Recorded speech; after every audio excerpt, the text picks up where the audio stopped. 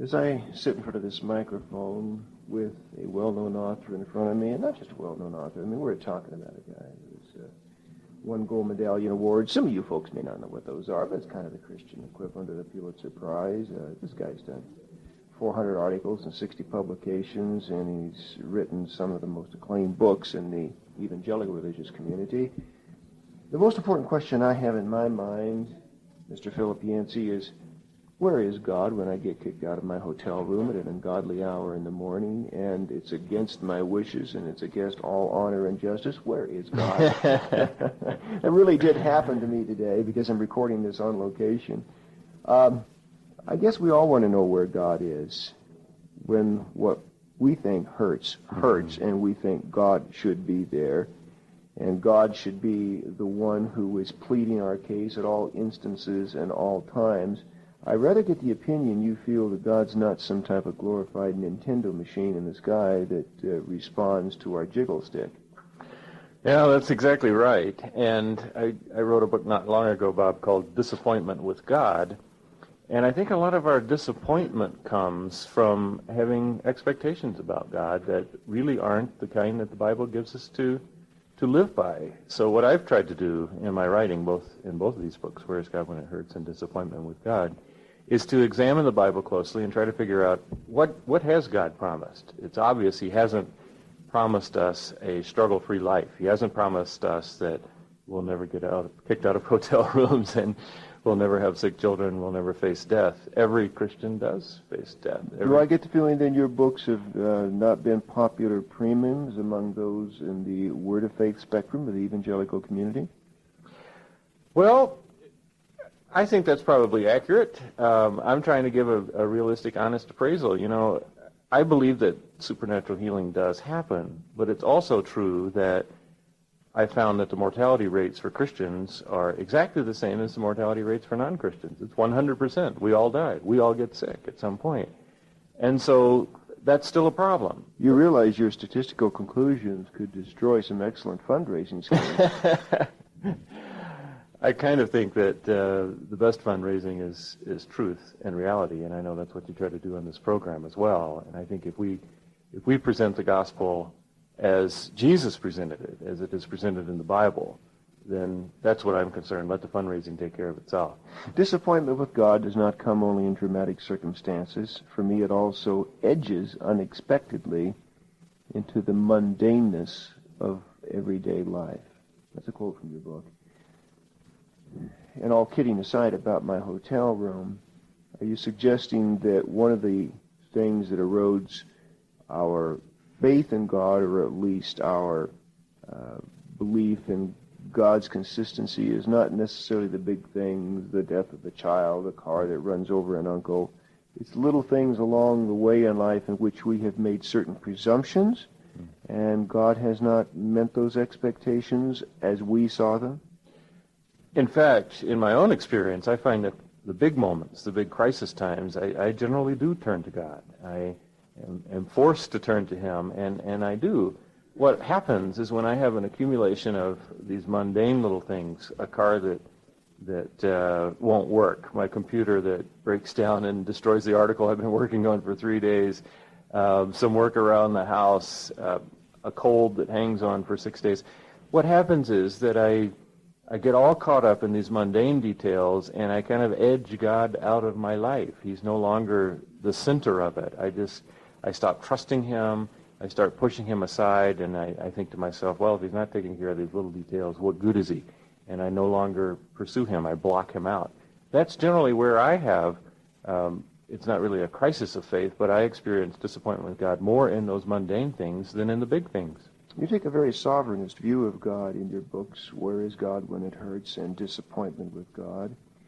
And for the people who are interested, I just happen to notice Where is God When It Hurts as a new edition. You Right. found some more hurts or what? Well, the original book has been out 15 years. Yeah. And I've heard from all sorts of readers in that period of time, and I've thought about little else but this subject, and I decided it was time to bring it up to date. It's about 100 pages longer now, and I've included everything I've learned since I wrote that book. Okay, coming back to this sovereignist point again, you seem to indicate that God not so much exists to meet our needs as we exist, to love him, to meet God's need. I mean, I may not be putting it theologically in the way you say it, but it's like we're here to love God. He's not there to make sure that our car starts tomorrow morning. Is that stating it fairly? How would you put it? Well, maybe the best phrase I could come up with is a phrase that I'm borrowing from a Jewish theologian, Abraham Heschel, who said about the book of Job, Job got the kind of faith that could not be shaken because it was formed out of having been shaken. And as I look at the Bible, and as I look at the Christians I interview in my work and have gotten to know, I found that actually the more spiritual they are, in many cases, the more difficult their lives are. If you look at Hebrews 11, for example, there are all sorts of illustrations of that in the Bible. And I don't think God is so much interested in our pleasurable, pain-free existence as he's interested in our faithfulness, our willingness to stick with him, the kind of faith that can't be shaken because it was formed out of having been shaken. Well, this may sell books for you, but it certainly, if people adopted it, would ruin the book-selling potential of a lot of other writers out there. I can't speak for them. I can only speak for what I read in the Bible myself. And the fact is that of the 11 disciples who stayed faithful, 10 of them died martyrs' deaths. If you read the Apostle Paul's biography, it includes shipwrecks, beatings, imprisonment. It's a tough world out there. I mean, I know, Bob, you often have Satanists and opposition-type characters on your program, and you are aware that we are living in a battlefield. Mm-hmm. That is the point. That is the ground we are on in this earth is a spiritual battlefield, and sometimes we get wounded. I guess on my show, the thing that comes across over and over to me again is the numbers of people who have turned their back on God, sometimes in very extreme ways, because it just didn't work. And it seems to me there's something fundamentally wrong with our understanding of God in our modern evangelical culture today. There is a message these people are getting that seems juxtaposed to their human experience. Is that going to get corrected? Are we going to be able to solve this casualty problem? Or are we going to continue to populate evangelical Christianity with those who see a very different perception of God that is very presumptive? Where's this whole thing going? Where's the balance in the theology of our society? I think whether we like it or not, that balance will come, because as Christianity becomes much more a minority force in America, and laws are passed that make it more difficult to be a Christian, to meet with other Christians, and frankly, we've been riding a popular wave. We've had presidents who like to identify themselves as Christians. We've had successful radio and television programs that have millions of subscribers.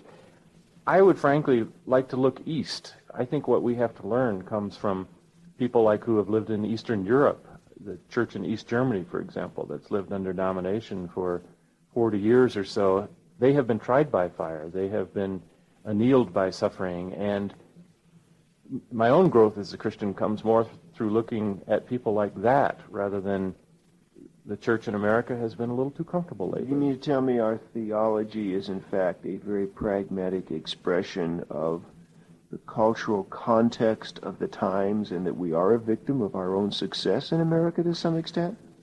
Absolutely. I think we are. I remember one television preacher who used to pray, if you want a Cadillac, don't pray for a Chevrolet, pray for a Cadillac. Well, I've spent some time in India, and those dear Christians over there that I've been with, they can pray for a Cadillac all day long, and they're not going to get a Cadillac. They'd be lucky if they get a chapati the next day. That's right. That's right. In America, we've been blessed, and there are so many resources around where you can get a Cadillac. Mm-hmm. But in other parts of the world, that's not been true. And I have learned that the kind of faith that develops among those Christians who aren't expecting an easy time, who aren't expecting a pot of gold, is actually puts mine to shame. And we may face that ourselves in America someday.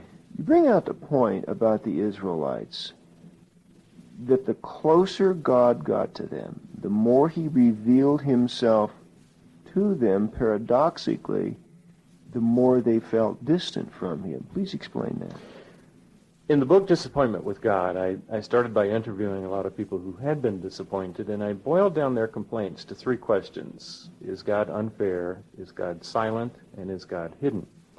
When I went through and read the Bible with those 3 questions in mind, I found out that there was a period in the desert. Nobody was saying, is there a God? They could look up and see Mount Sinai. If they went and touched that mountain, they'd know right away that there was a God. They could see the pillar of fire. They could see the pillar of cloud. God provided their needs. He gave them breakfast each morning. This manna mysteriously appeared on the ground. And yet, interestingly enough, at a time when it seemed like God was answering all of their needs, was operating very fairly, he said, here, I'll give you a signed contract. If you're faithful to me, I will make sure you never get sick, he said. All of your cattle and crops will be productive. The weather will always be good. I mean, this is a wonderful deal for them, right? God agreed for that period of time to step in and manage their daily existence. The funny thing is, when we look back on that time, we don't look back on that as a time of great faith. The Bible presents that as a time of great rebellion, a time of great lack of faith, where the Israelites consistently disobeyed. And when you read a book like Numbers, it just tells one story after another of rebellion. The kind of faith that God wants from us doesn't seem to be helped by this kind of very regular and miraculous intervention on our lives. That's the message I get from the Israelite story. We feel disappointed with God. Your book seems to suggest the message of Scripture is that God is disappointed with us. We feel like we ought to shake our fist at the heavens and say, where were you when I needed you? You say God is the one who has been betrayed. That's certainly the message of the prophets. The prophets generally were coming around in tough times when invading armies were at the door of Israel and Judah, when they had just been through famines, etc. And the prophets are trying to speak to these people, and their message is very clearly, look, God is the one who is disappointed. You have been faithless. You've been adulterous. That's the image they use over and again. You've gone a-whoring after other gods instead of the true God of Israel. You have no grounds for your disappointment because you haven't been faithful. We're called to be faithful in the small things, in the large things, regardless of how it works out. That's what God asks of us. And if we do that, then we won't be disappointed with God. We'll have a different set of expectations. But there certainly is a great deal of success among those whose theological interpretation is quite different from yours. They've got cheering troops. They have large new churches. They have full bank accounts. And they have an array of testimonials seeming to indicate the verification of what they're saying. So who's right? How do we sort through this? Yeah. I'm not trying to set myself up in opposition to any movement, but I will say this, that the more you base your theology on a feeling that God must respond according to this set of expectations I have of him, the more you set yourself up for a real crisis.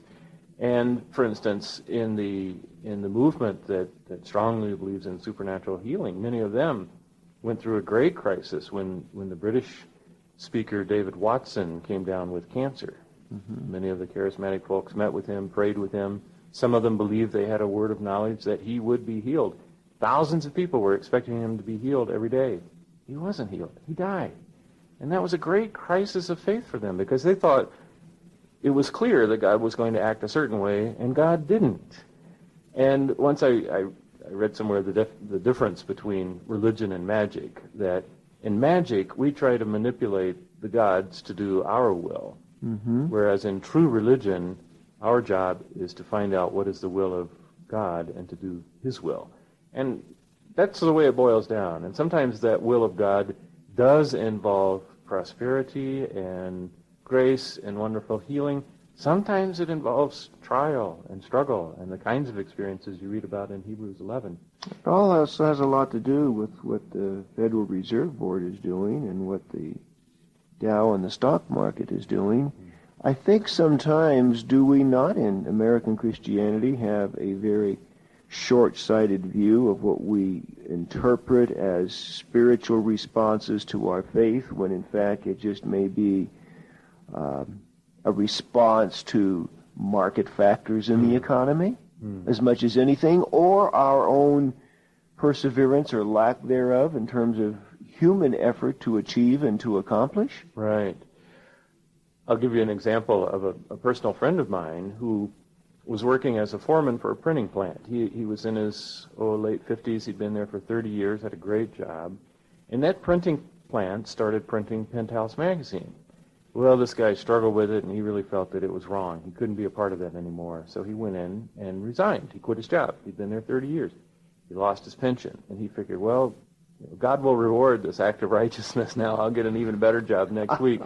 He did not get a better job until the day he retired. He stumbled from one little warehouse job to another, and he was kind of embittered and disappointed with God because he expected, look, I've done this for you, God. Now you take care of me.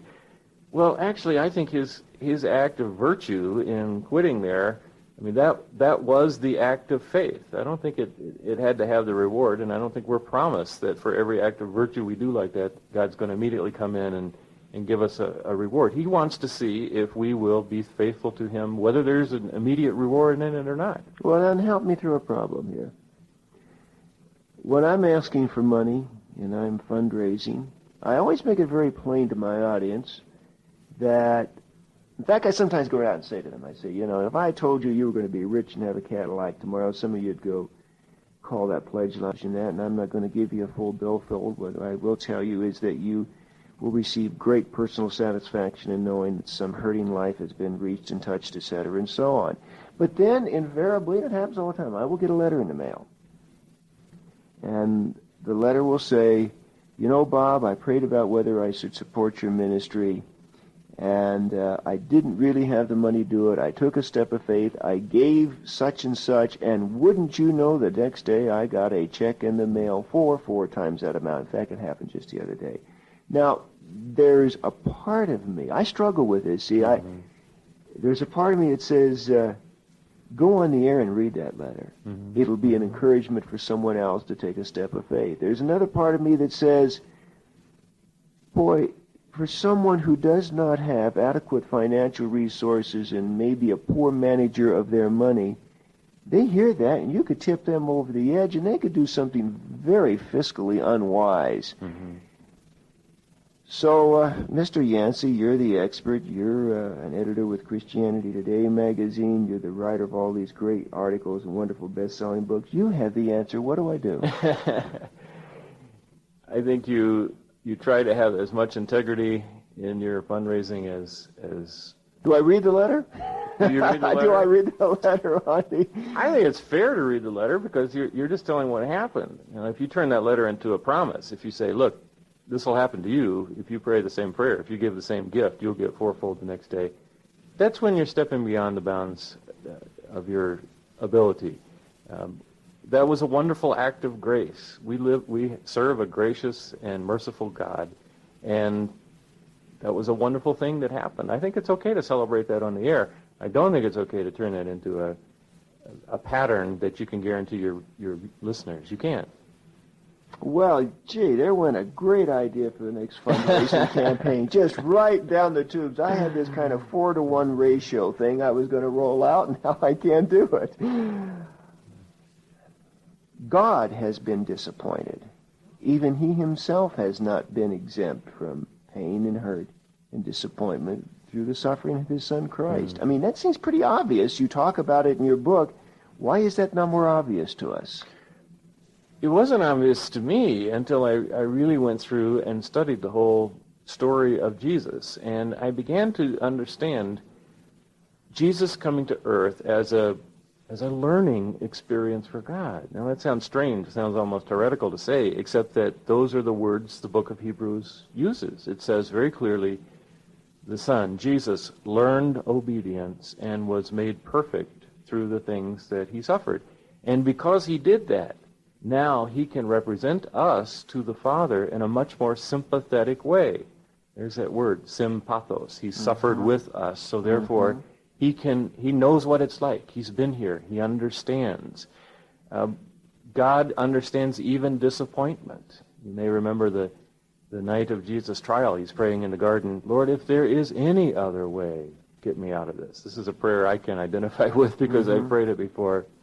And then from the cross, even experiencing the kind of abandonment by God. My God, why have you forsaken me?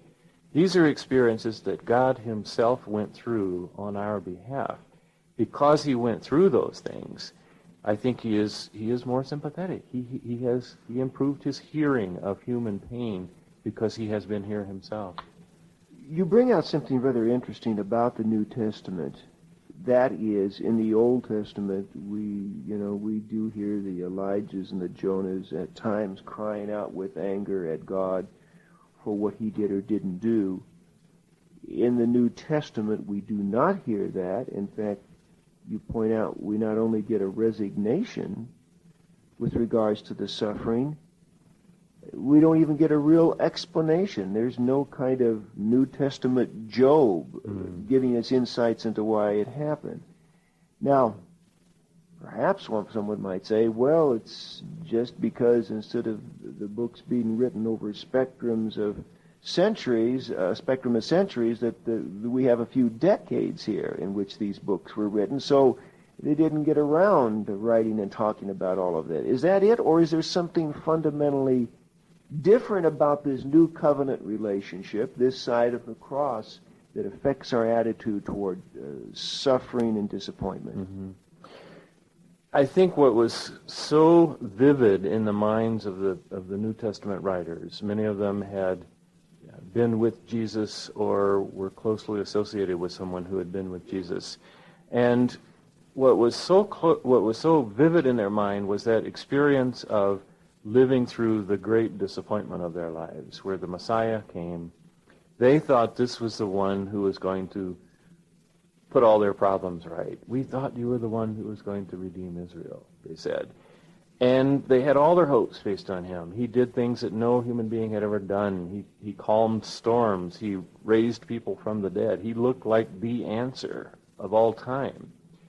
And then he died. And when he died, this was a tremendous crisis of disappointment with God, as it were, where every one of them snuck away in the darkness. And Peter, who a day before had been willing to fight for Jesus' life, cursed him, said, I never knew the guy. The disappointment was that great. Well, then 3 days later, they had an unexpected surprise and miracle such that they had never experienced. And I think that pattern of the devastation of Friday and the joy of Sunday was seared so deeply in their minds. They lived through it emotionally. This was by far the most profound event of their lives. That whenever they faced another Friday or Saturday, in a sense, sometimes we live in the period of Saturday now, Easter Saturday. The world is still screwed up. It's not all put right. But they had been through that. They'd been through Friday, they'd been through Saturday, and they knew that Sunday was coming. They knew that the same God, and they'll use this illustration again and again, the same God that raised his Son from the dead, that same power lives in you, Paul said. I want you to know the power of his resurrection. So that you really don't have books like Jeremiah and Job in the New Testament, because those people, even though they went through some very hard times when you read their stories, those people knew that God has not abandoned us. This is not the end of the story. The chapter doesn't close with Friday. There's another chapter coming. Mm-hmm. God has not given up on me. It may look like that right now, but I know it's going to be better. Well, if you were doing some freelance editing work, of course, which you are eminently capable of, and the publishing house that had retained your consulting services handed you a Robert Schuller or Zig Ziglar manuscript, could you edit it? Sure, I could edit it. I don't know if they'd like the result I came up with. You spent so much time in the last decade plus dealing with issues of disappointment and pain and hurt in writing your books, Disappointment with God, Where is God When It Hurts, and others. Have you figured out through all of this what happiness is? Do you know what the opposite is? I mean, do you now understand what makes us happy? Since you are the expert in figuring out why we hurt, tell us how we get happy. Yeah. The surprise to me, and this is something that I did not want to learn, but I've had to admit, as I've gotten to know people, part of my job is being a journalist. I go around and ask questions like you're asking now of people.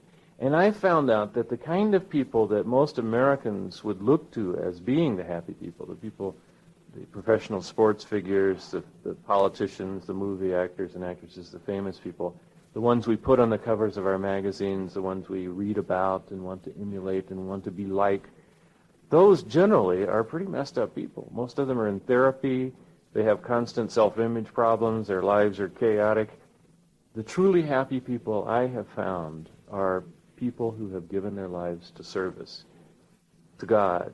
And I'm not saying that just as a cliche, because I would have denied it until I saw it firsthand for myself as a journalist. People like Dr. Paul Brand, with whom I wrote 2 books, who worked for 25 years serving leprosy patients in India. Dr. Brand is one of the happiest, most fulfilled people I've ever met. And if I said to him, Dr. Brand, you sacrifice so much, he would look at me with a puzzled look. Sacrifice? That wasn't sacrifice. That was wonderful. Those were great times. And he'd tell me stories of one patient after another. And I've seen this again and again. The people who, well, the statement Jesus made that's repeated most often in the Gospels is that you gain your life by losing it. You're really trying to tell me that Mother Teresa is happier than Donald Trump? I'll tell you in those exact words that Mother Teresa is happier than Donald Trump.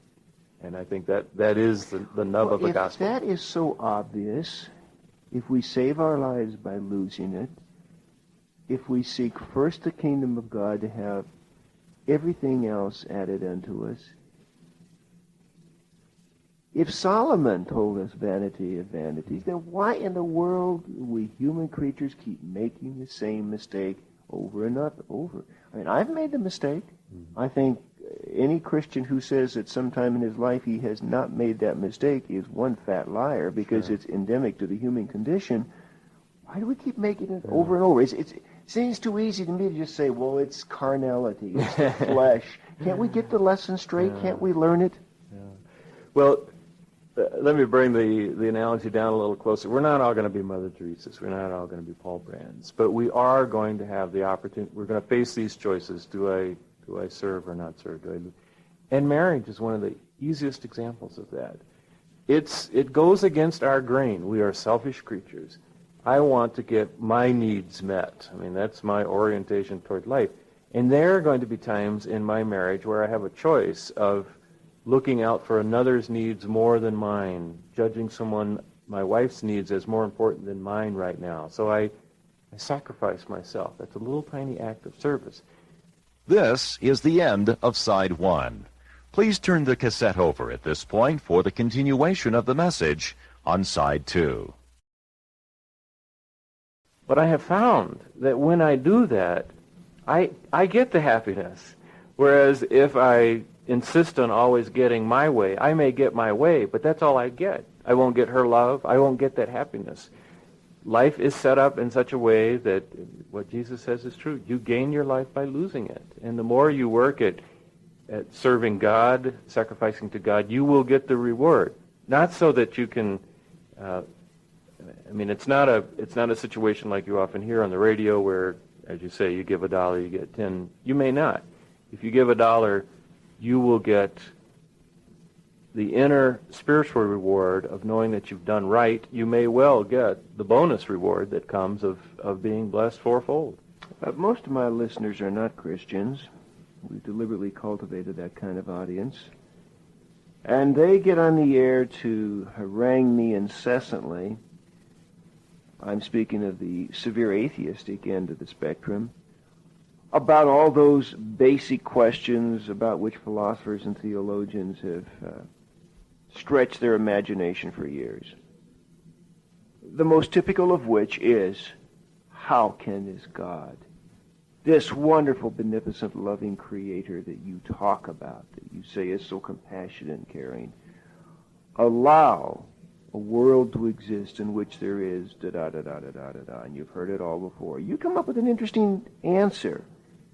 that the evil, the suffering, the cruelty that's in our world is not the result of a God who is distant from us or uncaring.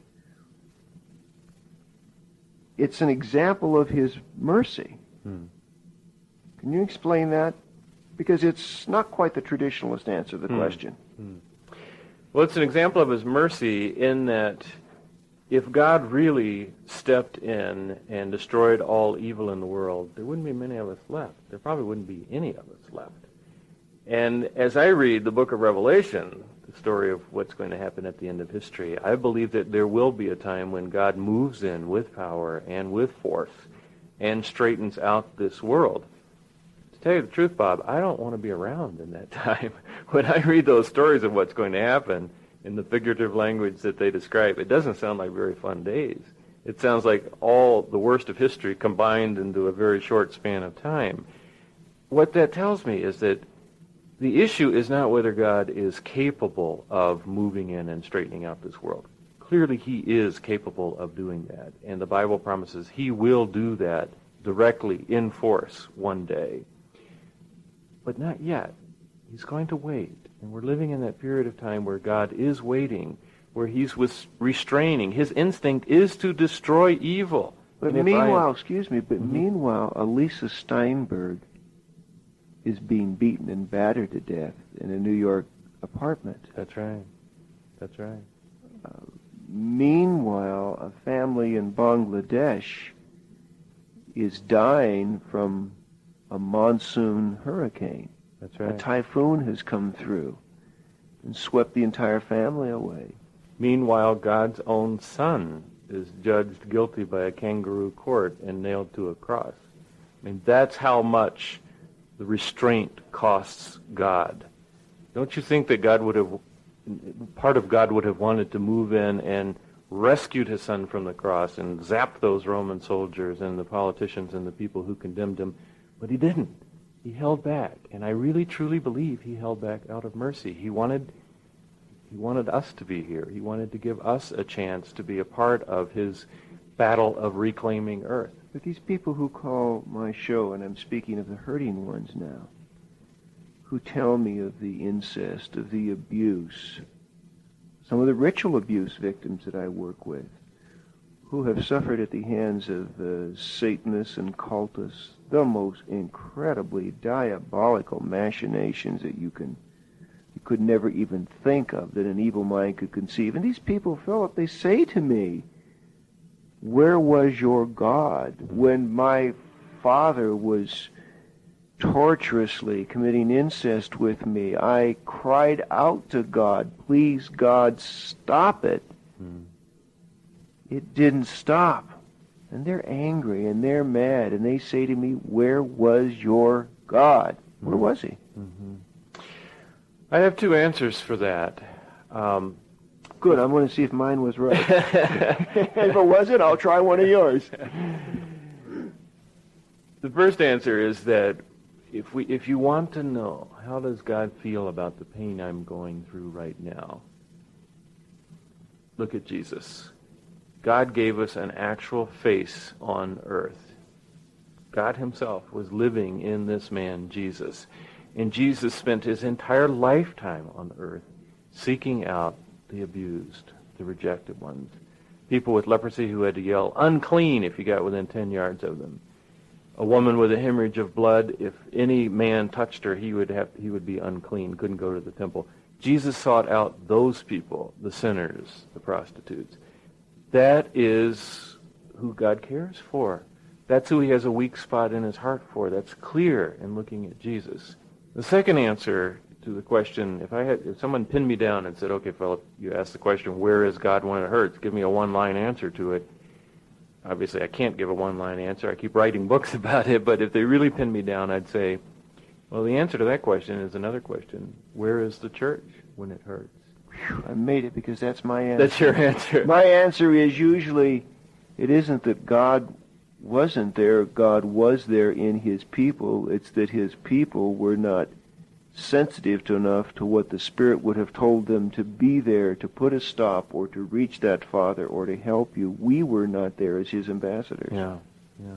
I truly believe that God has chosen to make his presence known on earth primarily through ordinary people like you and me. That was his choice. That wouldn't be my choice, but that is his choice. And it's up to us to meet the needs of a hurting world, to represent God to them. Where's God when it hurts? I fell jogging yesterday morning, skinned my knee badly, and for a split second as I lay there, I was thinking, I wonder what purpose God has in this. And the point you bring out in your book is very disconcerting. It's like maybe God didn't have any purpose. I mean, a gravel road's a gravel road. I mean, dummy, if you don't look where you're running, you're going to fall. So then how do we know when in the little sufferings of life and the big pain of life, God really is perfecting our faith or working through something to comfort us? How do we know? How do I know? I mean, I got my car, I fell jogging. I mean, was this God? I mean, did the Lord let me be tripped? Or was it my own stupidity? How do we sift through all this? Because obviously, you can read all kinds of Christian books, and you can hear all kinds of testimonials of what God taught me through it. Right. So is that incidental? Yeah. Or was it deliberate on God's part? How do we know? I think the difference is, if you look backwards, if it's an arrow pointing backwards and you're trying to figure out, why did this happen? Who did it? Was it God? Was it Satan? Was it just falling on the pavement? I don't see an answer in the Bible for that. Job didn't get an answer. There are a few times when we're given answers, but there's no comprehensive answer that works. I could not, after studying this problem for 15 years, say, this is why this pain happened to you. On the other hand, if I look forwards, and this is the great direction I see in the New Testament especially, now that the pain has happened, the question is not, why did it happen? The question is, now what? What are you going to do about it? Are you going to trust God? Or are you going to let him take this pain and produce in you something valuable?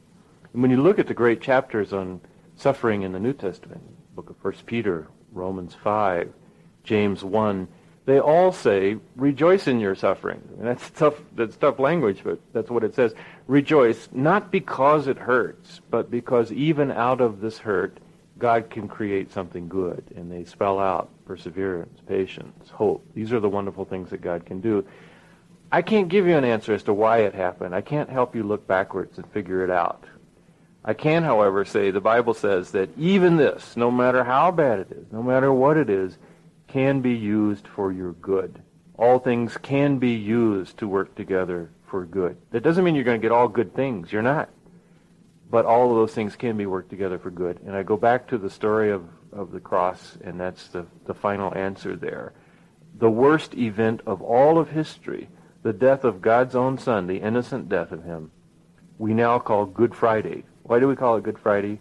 Because it wasn't the end of the story. Because even that, the worst thing that could possibly happen, God made something good out of. He gave us Easter. We, during a recent fundraising campaign, had as one of our offers Fox's Book of Martyrs. Mm-hmm. And that was a book that shaped my early faith.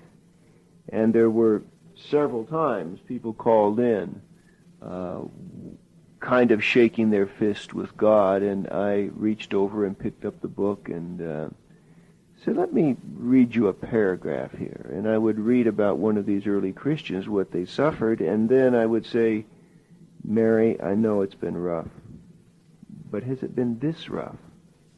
You know, flayed, boiled, on the rack, pilloried, etc. And one by one, almost invariably, they'd have to say, no, it hasn't been quite that bad. Well, it's one thing to look at it in perspective of Fox's Book of Martyrs.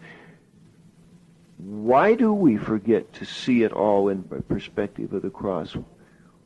Are we so selfish? We must be, that the finger we've hit with the hammer means much more to us than the thorns in his scalp, that we try to figure out our way through pain, disappointment, and suffering without just humbly acknowledging there's no way it could compare to Christ robed disrobed of his divine intervention in his own suffering.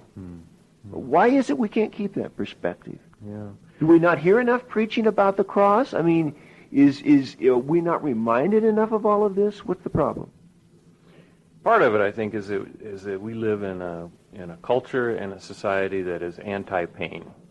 When you watch television, they'll have a little gauge. This aspirin works in 33 seconds as opposed to the next aspirin that works in 40 seconds. I mean, so you got to buy this one. Obviously, that's 7 seconds of headache that you can get rid of that much quicker. And we've got a pill for every problem. We don't live in a world where we go out and wring our own chickens' necks and kill our own cows to eat for supper. We live in air-conditioned houses. We drive air-conditioned cars. We're even exempt from the discomfort of weather. And it's easy to get caught up in a culture like that, but to assume that we have the right to a pain-free existence. Well, nobody in history until now has ever assumed that. If you go to these old cemeteries, even here in Colorado, and look, you can see the waves of childhood illnesses that would go through. It was a tough life, and people lived expecting life to be tough. We're back to that whole question we started with of expectations. Now we expect everything to be fine, and we expect a pain-free life, and we don't get it, so we're bound to be disappointed. You also point out in your book, Where is God When It Hurts, that the fear of pain intensifies it. Elaborate on that a little bit. Well, it's absolutely true. When they've done these experiments with people to determine their threshold of pain, they have found that if they go into the experiments afraid, it actually changes how they perceive the pain. And, for example, if you're afraid of needles, I used to be afraid of needles myself, and when I would go to the dentist, I would say, do anything you want, but don't give me a shot. Drill my teeth, pull my teeth, but don't give me a shot, because I was afraid of the shots. A diabetic who gives himself a shot 2 times a day experiences that pain, and the physical act of sticking a needle in flesh is exactly the same for the diabetic and for me, the scared kid. But the experience of pain is very different. Fear actually turns up the volume of the pain that we experience. There is an element of truth in everything, including sadomasochism. The idea that pain can be pushed to the point of pleasure, the thin edge between our perception of what is, not to justify any weirdo kinkiness, and that's not the point of what I'm saying here, is that the absurdity of that does bear a very serious truth, that pleasure and pain are psychoneurologically interrelated somehow in the human system. I don't think we really understand that in our society. And I'm not talking about people doing kinky sex things. I'm talking about just the everyday existence of what is pleasurable and what is painful to us. It seems that God has somehow created a world in which it's not an either-or proposition. There's an equilibrium. There is a balance here, and part of the human condition is finding our way through that, groping our way through that. What is it then about the gospel and the Christian message that gets that all into balance for us so that we become creatures neither too angry about the pain that we suffer nor too enamored about the pleasure that we experience? Well, you're absolutely right. There is a great connection between pain and pleasure, and an easy way to illustrate that is a hot bath. You know, there's just a very fine line between the pleasure of getting into a bath that's just as hot as you can take it on a cold winter day, and if it's 3 degrees hotter, the pain that comes from that. Or you take an Olympic athlete, for example, or a professional athlete, they endure all sorts of pain, working out, forcing their bodies to do things, climbing mountains, and they will tell you that the pleasure they get only came about because of the pain that they went through. They had to go through that effort to achieve the pleasure. And I would go back to something we were talking about earlier, Bob, that that's the lesson I have learned from people in Christian service, that the missionaries who do go to India and work in unair-conditioned operating rooms or work in the misery of Calcutta or whatever, that even though they are going through difficult and even painful circumstances, the pleasure, the fulfillment, the reward that they get from that more than compensates. So that when I talk to them now, they don't see it as a painful experience at all. They see it as part of the reward that they were able to achieve. The agnostic, the atheist, wants his freedom to shake his fist in God's face and say, I refuse to believe, I refuse to accept. He wants to be free. He says, you Christians, leave me alone.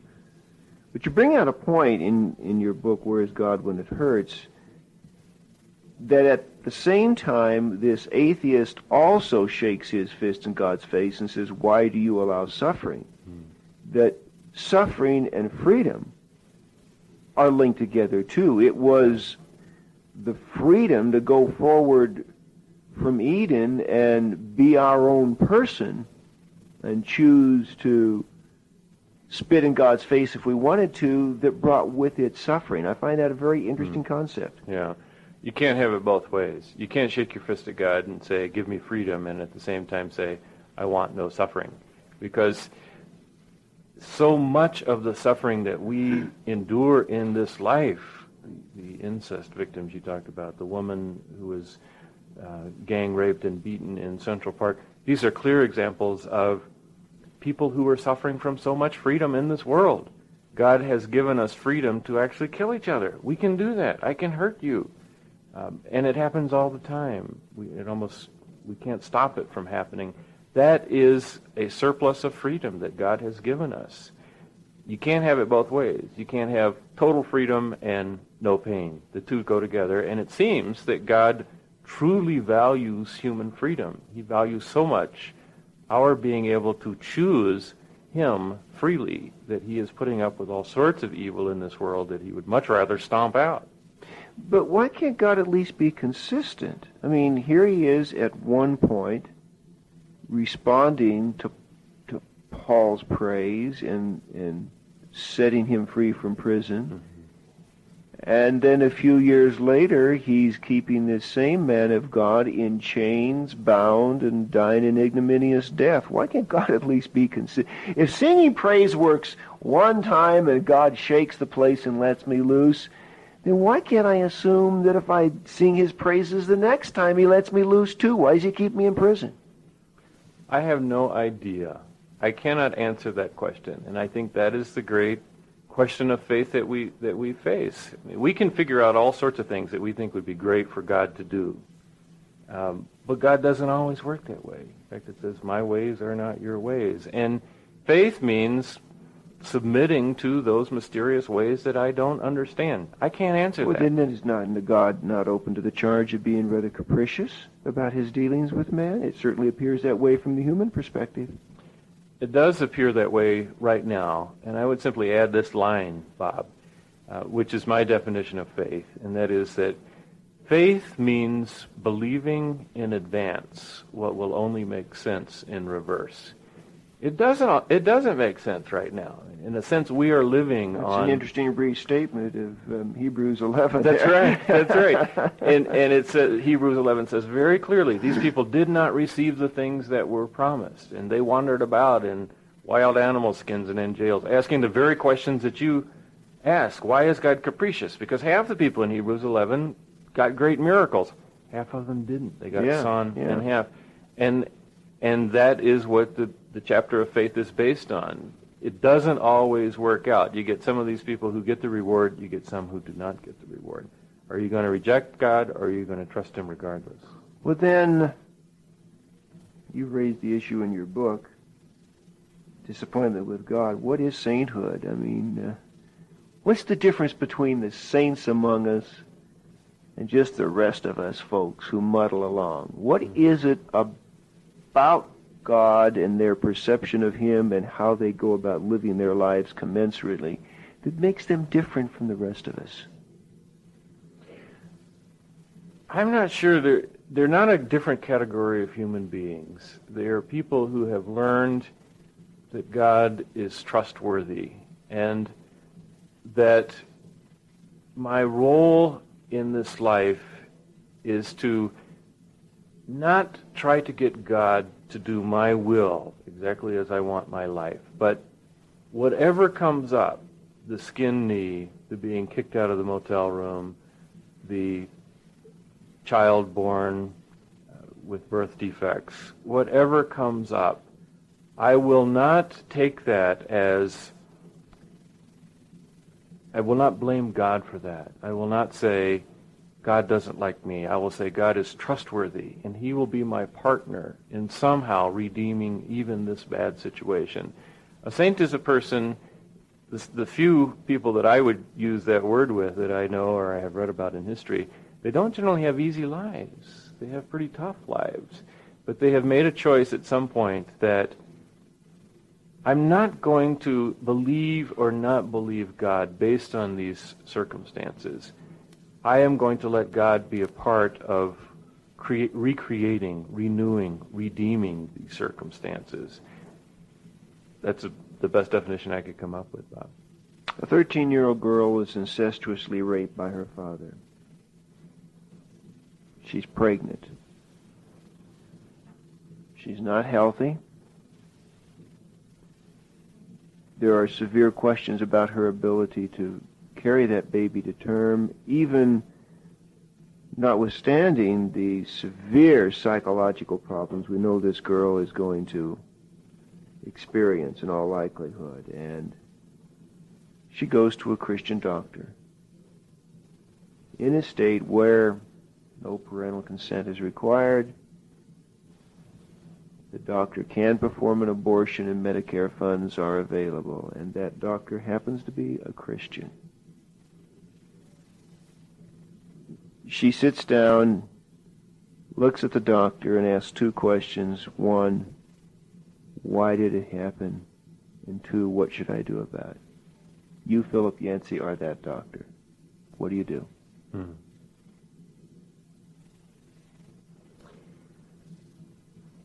The only answer I can come up with, a why did it happen issue, is because there is evil in this world.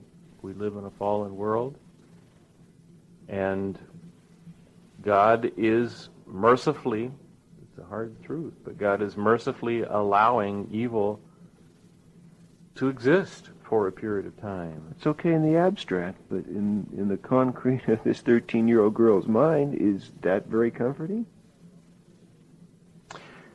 Well, I would also say, I would go beyond that, it's not just in the abstract, that for God it was in the concrete, it was personal. He has been here, he has been abused, he has been a victim, he has been through pain. And God has demonstrated that he is on your side. Where is God when it hurts? He is with you in your pain. He's not the tormentor. He has nothing to do with the fact that it happened. He is on your side. He's our advocate. And more, he has promised to take even this great pain that you're going through and somehow redeem it for good in you. I can't see that right now. I can't say this is what that good is going to look like. I can say you've got two choices. You can either turn against God or you can turn toward God. So are you going to perform the abortion? I don't know. On those difficult circumstances, I really don't know. I mean, if the fetus is a human life, then you face the same issues about destroying human life regardless of the circumstances, regardless of rape or incest or whatever. Mm-hmm. I couldn't answer that for that young girl. What? You mean you don't have a quick, fast, glib answer for this? No, I do not. Well, then it's maybe one of the problems that we try to have too many quick, fast, easy, glib answers for the dilemmas that we face as Christians. Are we too self-assured? Do we think that there is somewhere a book in our local Christian bookstore that will positively tell us what to do if we can only find it, or a teaching tape from X ministry that will get it all in perspective? Are we afraid of bringing it down to individual situations and struggling through it? Maybe we're afraid of our own inability to deal with that. I read a phrase in a book, a wonderful book by a woman playwright and theologian, Dorothy Sayers. The book is called The Mind of the Maker. And this phrase kind of stuck with me, and it really, I think, speaks to this issue, Bob. And what she said was this: life is not a problem to be solved. It's a work to be made. And it's easy for us to think, and it's easy for you I'm sure as a radio person, and for me as an author to think, oh, I got to come up with solutions for all these problems. Or even in my own life, when I encounter pain, when I have difficulty in my marriage, for example, to say, oh, I'll pray and suddenly she'll change. The problem will be solved. Or if I'm sick, well, I'll pray and this problem will be taken away. Or if I'm ugly, oh, I'll pray and God will make me handsome. It doesn't always work that way. Life is not a problem to be solved. It's a work to be made. God hasn't promised to step in and solve all our problems in the way that we may want him to. He has promised to be a partner in creating a work out of our lives. You start with a certain set of gifts and a certain set of handicaps. I start with a certain set of gifts and a certain set of handicaps. They're not fair. You may have more gifts than I do. Johnny Erickson may have more handicaps than you do. But God has promised that although every problem may not be solved, he will help you create a work of beauty out of your life. And I would say that principle even applies to that 13-year-old girl in her situation. Well, the conversation's been all too short. I guess what I hear from you is that the next time someone calls with some massive dilemma, it's okay for me to say, I'm not sure, I don't know. And maybe that permission is what a lot of us need. Philip Yancey, thank you very much. I enjoyed it, Bob. This is the end of the message.